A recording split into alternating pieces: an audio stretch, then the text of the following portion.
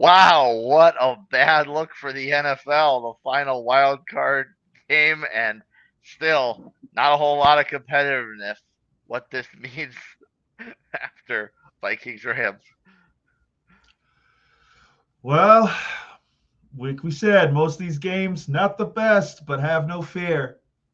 After tonight, it's divisional time. It's got to get better, right? Sunday Scaries with Bucks McGee. We're putting a bow on wild card weekend and giving you a little preview of what's ahead.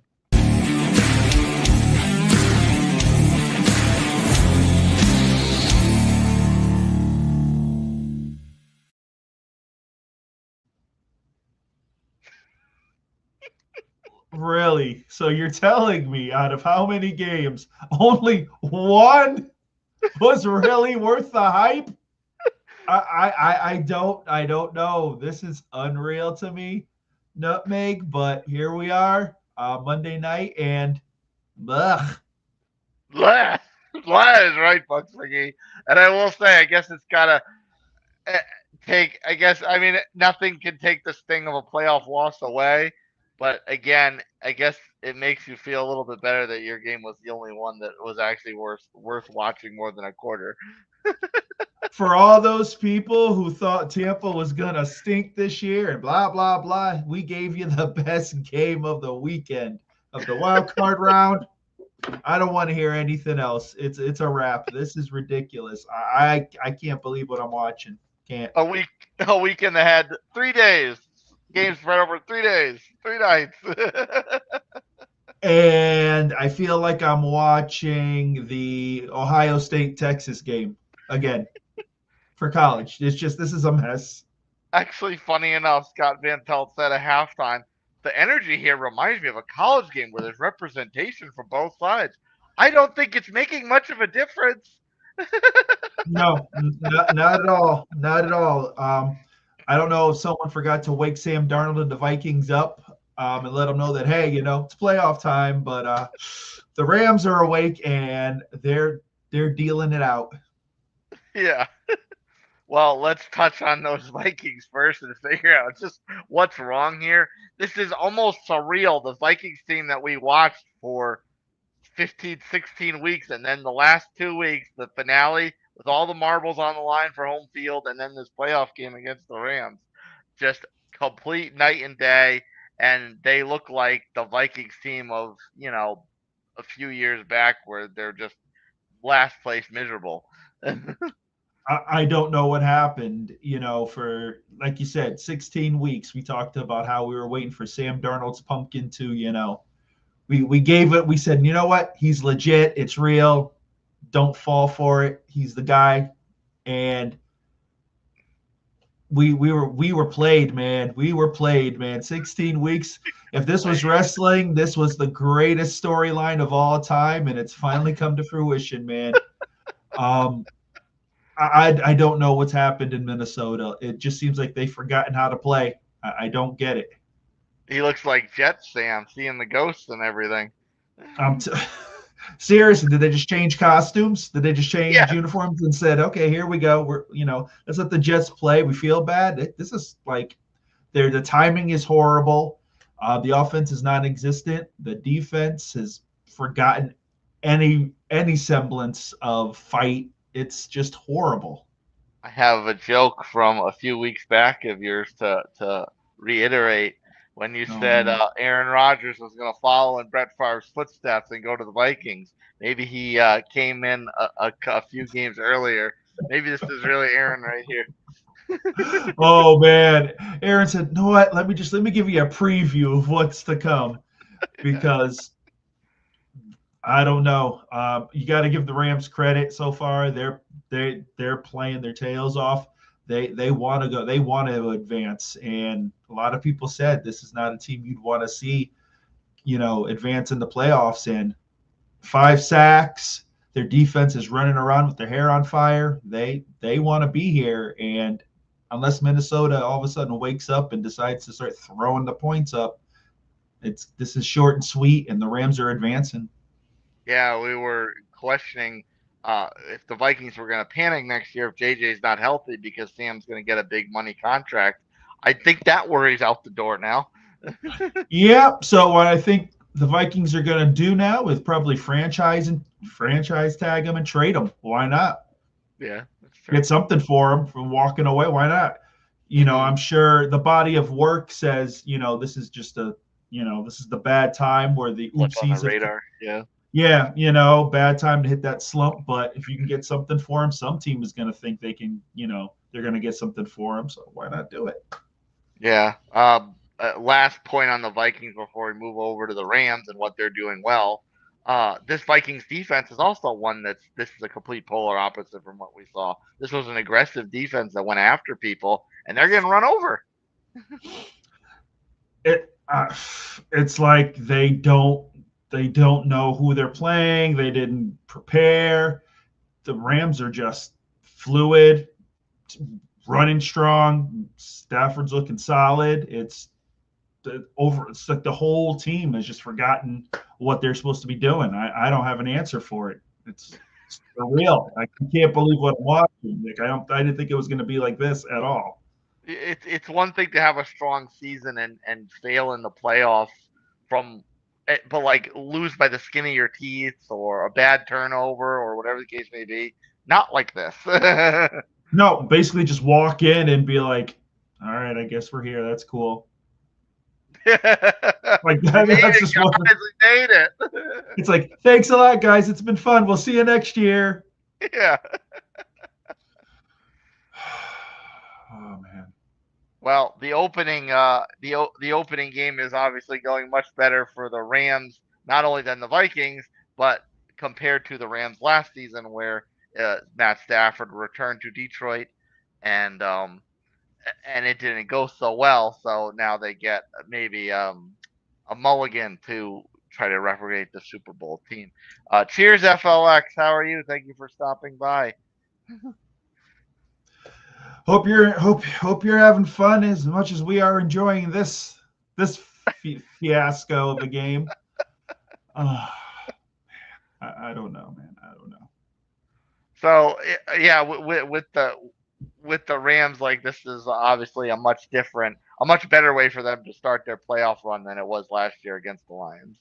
Oh yeah, their defense is playing great. The youth that they picked up in the draft, and they're those guys are playing great. And just like I said, they came ready to play. They just seem a step ahead of Minnesota. They're playing faster, stronger, and just not a care in the world. They said we're here and we're here to make the playoffs, and not only make the playoffs, but to make some noise, and that's what they're doing. Minnesota looks lost. Yeah, how I mean, to you is it there's not like a whole lot of Stafford's just kind of picking them apart kind of. It's not like we're not getting like a big explosive type of performance. I guess it's mostly just Kyron in this one. Yeah, the Rams are like, okay, we're gonna take our time. We're gonna control the clock. We're gonna just do what we need to do because we know Minnesota has that, quick strike kind of offense. So they're like, let's eat the clock. Let's take our time. We don't have to, go score for score because maybe for some reason they don't think they can. But from all looks of it, they can go shot for shot, no problem, because Minnesota's not around. This isn't the Minnesota team we're used to. It, So they're going to take their time. They're going to eat the clock, and their defense is just tearing it up. it's ironic if their strategy was let's keep the vaunted Vikings offense off the field, and we have this game, and it's obvious that they didn't even need to think like that because the Vikings offense not going to do anything anyway. Well, I'm sure no one in that stadium thought Minnesota was going to play like this. They probably thought after last week and such, they were like, all right, you know what? It's just a blip. Minnesota's going to come back stronger and faster. Let's make sure we're, prepared. And unfortunately, Minnesota didn't show up, and the Rams are playing it perfectly. Yeah, so it was probably a good strategy. It just maybe seemed like a bit unnecessary post mortem. Yeah, seriously, it's like, like I said, Minnesota just forgot that there was a playoff game today, I guess. Yeah. The other thing is that and now maybe it's a little bit misleading because they are playing so bad. But the Rams defense is very aggressive. Obviously, they're good. They went after Darnold. They had the fumble return for a touchdown that really broke this open. So it's not just the offense just kind of picking them apart. It's also the Rams defense looking very dominant. No, this defense is great, and like I said earlier, they hit on the draft with some of with the guys they picked up, and this defense is fast. They hit hard, and they've gotten better as the season's gone on. Like, of course, the defense was the question mark going in. Everyone knew that the offense was going to be solid, but no one knew what this defense was going to be. And all of a sudden, as the season went on, the defense really started to make a name for itself. They're a very young team. This defense is only going to get better, and I'm sure they're going to improve regardless of what happens in this year in the playoffs. I'm sure they're going to get some more pieces, and this defense is going to be probably an elite defense in the next couple of years with the pieces they have. Which is funny because if we dial back to the summer, you were legitimately worried about their ability to do that coming off of Aaron Donald's career. Yeah, like nobody knew. Once Aaron left, it was okay. What is the identity of this defense? It's all over because Aaron was this defense.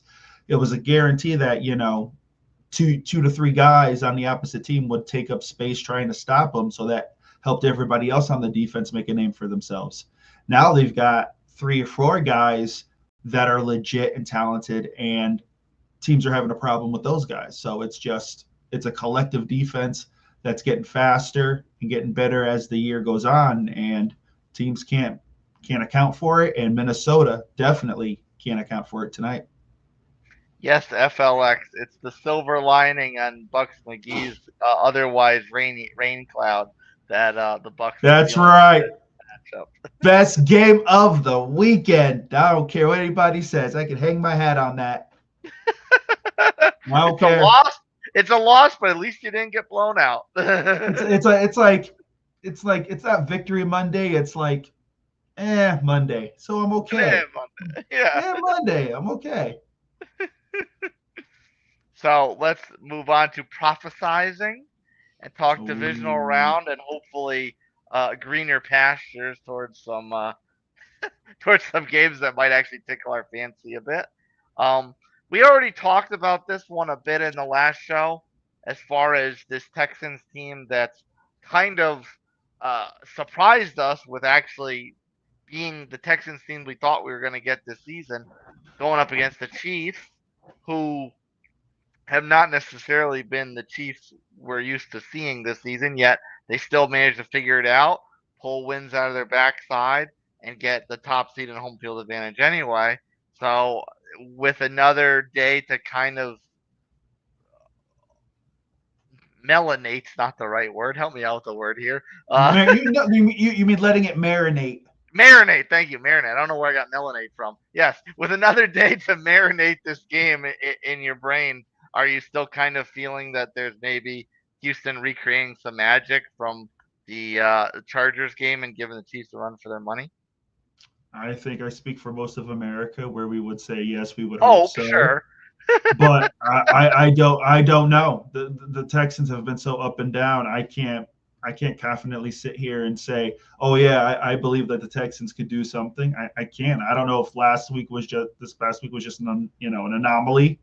They for one game they were able to kind of piece it all together, and like they're going to be able to go on this magical type of run. I don't know. I don't trust them. So I think maybe it may play similar to the Buffalo game, where maybe for a quarter they're kind of in it, and the next thing you know, the Chiefs, they're not going to throw in a ton of points, but they're going to do enough to win. And I don't trust the Texans. I don't think they give me enough to say, Yeah. all right. Yeah. On one hand, you could say, okay, we thought the Chargers had a decent defense and they could give CJ fits, and then the Chiefs also have an excellent defense, but the Chiefs defense is also a heck of a lot more reliable than what we even thought the Chargers defense could have been. Exactly. And can we count on Patrick Mahomes throwing 4 interceptions? That's right. Even I don't know if that's even going to happen, because I don't even know if he's going to throw the ball that much, because we just know how their pass game is yeah, average at best now. even Patrick's worst game, he doesn't have games like that. Exactly. What would be the key based on what you saw from the Texans defense in that opening playoff game? What would be the key for the Chiefs to put them back to reality? Just a heavy dose of Pacheco, or does Patrick have to be a little bit of Patrick again? If the Chiefs, I mean, if the Texans defense plays like they played last week, you're gonna need a little Mahomes magic. I think the Texans were able to create a great pass rush, and their secondary played great. So I think it's going to be a situation where if Patrick is constantly kind of running around, trying to survive a bit in that backfield, if Will Anderson Jr. and those guys are able to get penetration, then yeah, he may have to make some plays. It would be interesting if I don't remember whether it was last postseason, the postseason before, where Juju Smith-Schuster, who was the forgotten man, all of a sudden produced, and it would be interesting to see if DeAndre Hopkins could, kind of have that a similar type of effect. Yeah, but we would expect that from D Hop. It'd be like when MVS all of a sudden learned how to catch the ball again, and MVS, yeah, that was the other one I was and thinking of. it's gonna be one of those games. I think there's gonna be somebody who will step up and kind of make a couple plays. And it could be Noah Gray. Noah Gray could show up again. Be a 3 touchdown day for Noah Gray, the forgotten tight end. The But equivalent to Travis Kelsey as the tush push is to Saquon Barkley. there you go. Exactly. So I think that's what it's going to be. So I would like to say that Houston really has a puncher's chance, but they're so up and down. I can't put my faith in that, but it'll be interesting to see. Final take I get from your analysis is the game will be competitive for all the wrong reasons. Yes, yes, and I hope I'm wrong, and we're sitting here, the end of the night, going, Doing a wow, happy dance. we tears in my eyes, breaking Taylor Swift CDs, throwing them up, and just living the life. But I might have to wait another week for that. But right now, we all can dream. Saturday night prime time. I know, obviously, you would have preferred to advance yourself and playing in Philadelphia, but Washington advances and they will go into Detroit. I think this is a matchup made for prime time with Daniels against the Lions kind of team of destiny look. But as we know, the Lions defense struggled a bit with the injuries in the second half. And other than that finale against the Vikings, they really didn't look like the Lions at the end of the season. So is this the situation where Jayden Daniels' legend kind of continues to rise here? I don't know. I honestly I don't know, and the reason for that is that Lions offense. I think it's got too many weapons. I really do. With Gibbs, the Sun God, Laporta, and the rest of those guys, I don't know if they can match up. Lattimore looked horrible against Mike Evans. Yeah, that's What, true. what's he gonna do? First of all, who are you gonna have him cover? If the That's hamstring true. is if the hamstring is still iffy, he can't he will not be able to hang. And there's way too much speed on the outside. I don't like this matchup at all. I think I think Daniels will make some plays for sure, but if you told me that the score would end up being like 41-27, I'd believe it. Yeah, I mean it's a fair argument because I mean, you could look at the Bucks game as okay. This Washington defense that isn't that great held the Bucks to 20 points, but that's the Bucks team that has has had a lot of injuries in the receiving core, and after Mike Evans, it's kind of been other than Jalen McMillan's kind of rise at the end there, it's been really been very inconsistent as after Mike Evans, of course, and Mm-hmm. and so that you kind of like okay, that's 20 points to that Bucks team, but if they're all healthy, they probably would have given up 40, and then you go up against the Lions offense and like, well, that's all the Lions injuries on defense aside, the offense isn't hurt other than Montgomery, of course, but that's in the run game. So all those passing weapons go off as is. Um, at his command that they can really light up that defense. Exactly. So I think it's going to be a horse race that Washington can't win. I don't know if their defense is strong enough to contain the Lions, and I think the Lions are going to be on a mission. It's their first playoff game of the season, and I think they're going to want to make a statement. And we talked about Mr. Campbell, Mm-hmm. the newer version of Riverboat Ron there, who will go on 4th and 27 and not give a care because he believes in his team. So no, I think it's going to be a great game. Daniels has had a heck of a ride with Washington. I think they're only going to get better, but I think the ride ends, and I think the Lions kind of have a statement game and kind of show the league that, hey, don't forget about us. And not just from that perspective, but also the way their run ended last year with the kind of the brain lapse with the too much aggression. I'm sure that that's firmly in the front of Dan Campbell's mind as far as getting that taste out of everyone's mouth and front of their minds. Oh no, definitely. I'm sure he's looked back and said, hey, you know what? This was a time where I probably shouldn't have been as aggressive as I should have been. I should have sat back a bit. And I think he understands that, but I don't think he necessarily stops it. I think he just maybe picks a better time to be that aggressive, because that's what's gotten them to this point. If he decides to all of a sudden change it and be timid and okay, no, I'm not gonna go, I'm not gonna go, I think that goes against everything that the Lions have become and the culture they've created. So I wouldn't think anything different if it was like 4th and 7 and he decides to go for it if it's a close game, and they need to continue or they want to put the game away. I could see them still doing that, but with that offense, I think they're going to lean on it a little. They're going to definitely lean on it more than their defense, and with the weapons and such. Uh, hey, you do what got you to the dance. A fine balance which needs to be struck. Yeah, balance in Detroit Lions. I don't know if that really works, but you know what? You never know. Dan could wake up tomorrow and be like, balance. Let's try it.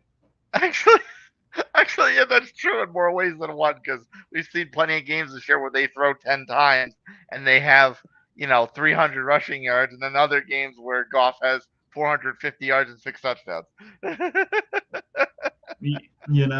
But that just goes to show that literally the Lions can get you any way they want. It's just they're that good offensively. It's like sometimes the Lions were an example of what the Eagles were trying to be. Exactly. And we thought, that Hurts was a little better than Goff, but Yeah. you know. Speaking of those Eagles, these Rams will be heading into Philadelphia for this game.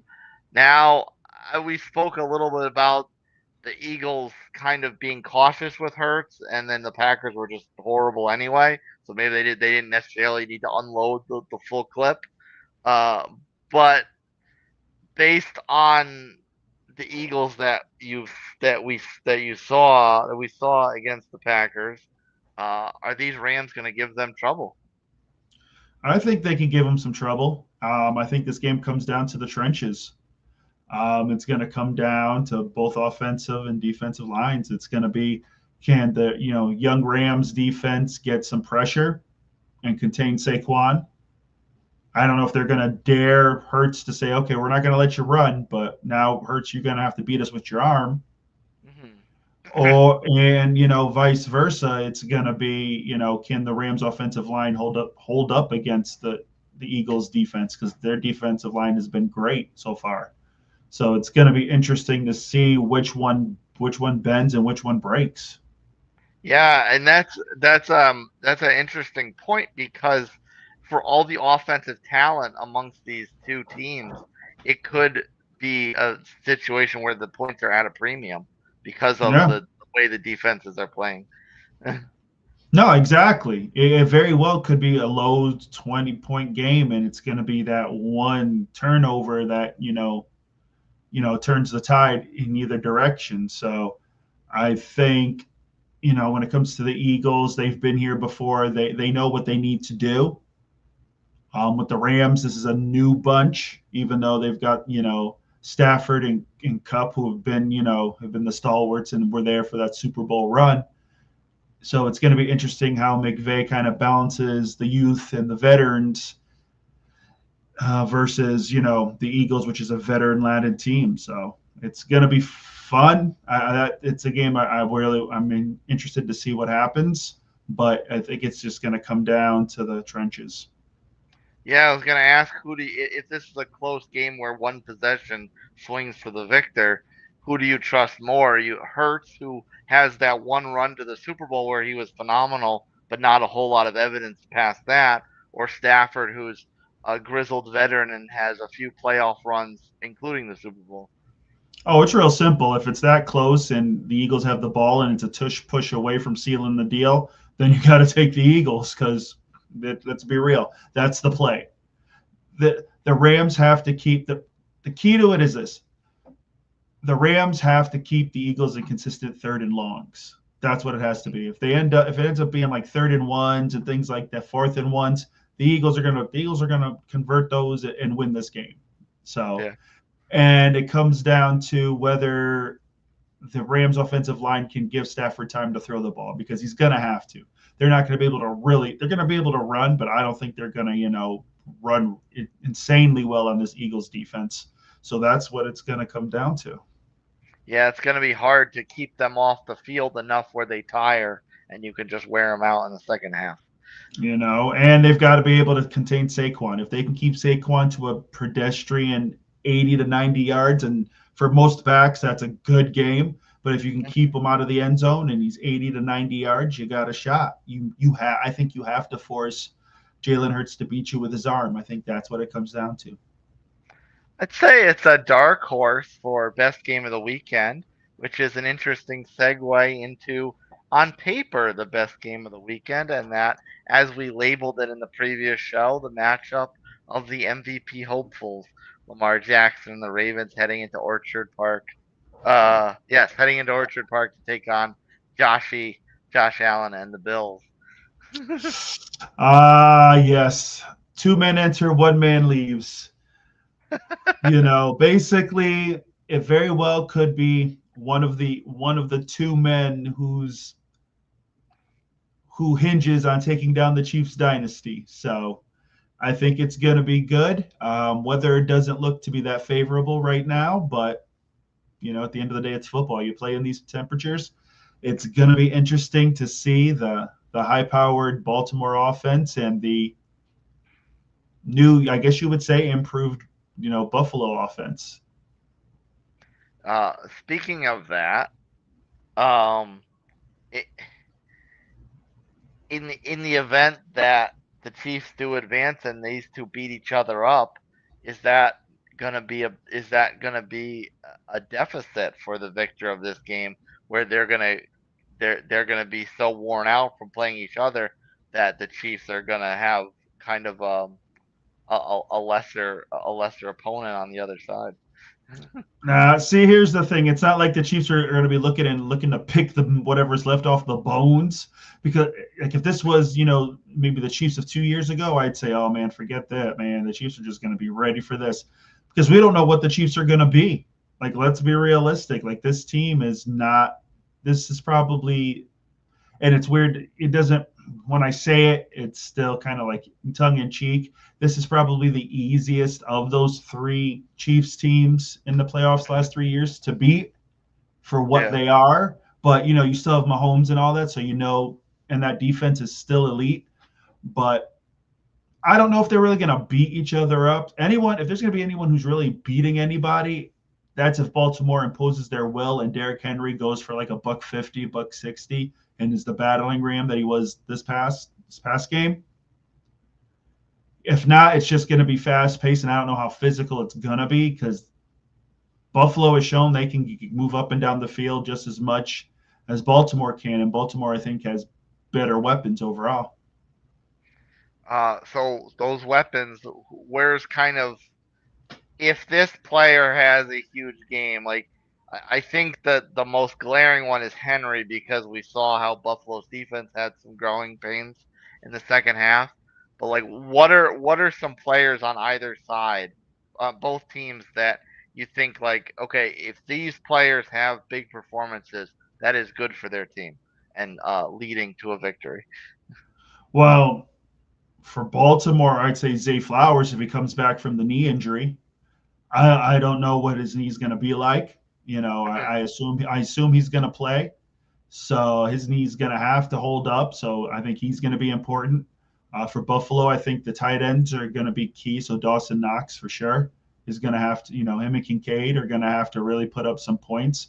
They're great in the run game, blocking and wise, but they're going to have to put up some yards. Do you Isaiah think the Likely. middle? Isaiah Do you Likely's think? another one. Yeah. Do you think the middle of the Ravens defense is soft? Oh, I think Josh can exploit that. Their defense has gotten better, but they still have some room to improve for sure. So yeah, I think they could exploit that. Their secondary is good, but at times gives up the big plays. And Marlon Humphreys, for every great play he makes, next thing you know, he's out for 3 or 4 plays with some kind of injury. Say he You, gets hurt.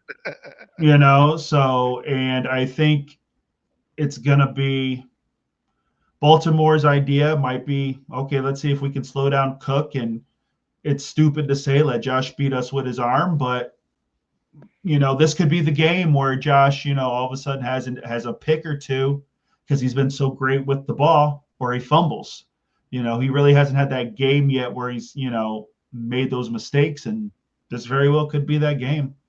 Interesting you foresee that as a potential strategy for the Ravens because we talked about that being a potential strategy um, for the Broncos against the Bills, and nothing worked out at all. So, is that actually a better strategy to try and employ to take Cook out of the game and just let it all rest on Josh or bust? Well, the Broncos didn't have Lamar Jackson, to counter, or Derrick Henry. So I think you could sit there and say, okay, well, if this team, if Buffalo scores, we trust in who we have, which is the two-time MVP. So, Mhm. and if it's a situation where it comes down to last drive of the game and you got Lamar and you have the ball, I think Baltimore would take that. Potential three-time MVP, the way things are looking right now. Exactly. And like if it's 2 minutes left and they've got Baltimore's got the ball, that's probably exactly what they want. Who has the edge if it's a snowball? Is it Buffalo because of home field advantage, or is it Baltimore because of Derrick Henry?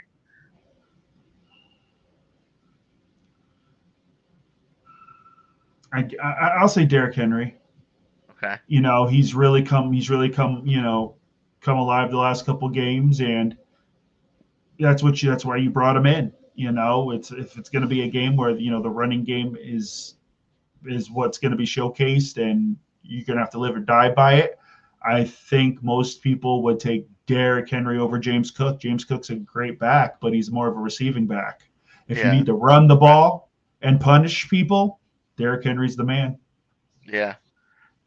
Final thought here. We before we wrap up, who both of these quarterbacks have demons to exercise it, with an advanced championship Sunday. Which one? I mean, Lamar, of course, has playoff demons his whole career, and Josh not so much overall, but certainly against the Chiefs. So, which one of them do you think has the better chance to kind of shake the goat off their shoulder in a potential championship matchup with the Chiefs? I think it's got to be Baltimore. I think Baltimore has to. Like you said, Josh has had a little more success in the playoffs relative term than Lamar. I think Lamar needs it. If Mm-hmm. they end up losing and it's a dud, then the questions are full blown and warranted. Like the question will be, what does Baltimore have to do? Mm-hmm. I think maybe you start. And unfortunately, this is the way it is. The whispers are, okay, well, why can't Harbaugh get over the hump? What's going on? They have this talent because the team is talented. What do they need? Like, what more do they need to do to beat the Chiefs or It, whoever? Like, by that comparison, he's almost falling into a Mike Tomlin scenario where he has a Super Bowl and then continue to fall off every year after that.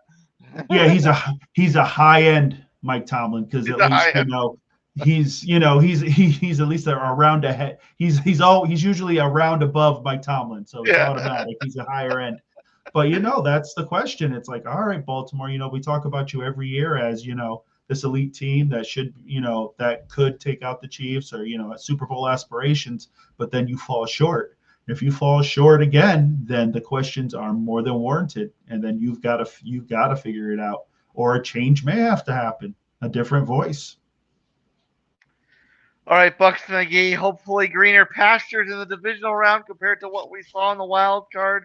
Sir, take us off air with your final thoughts on this weekend, as well as maybe some hopefuls going forward. Well, folks, wildcard weekend, except for one game, was a total dud. Sorry, America, but that's what we hope for great things in the divisional round. There's some great matchups, so hopefully those matchups will hold true. And for gosh sakes, Minnesota, you don't need Aaron Rodgers. Bring back Sam Darnold this game, please. America needs you.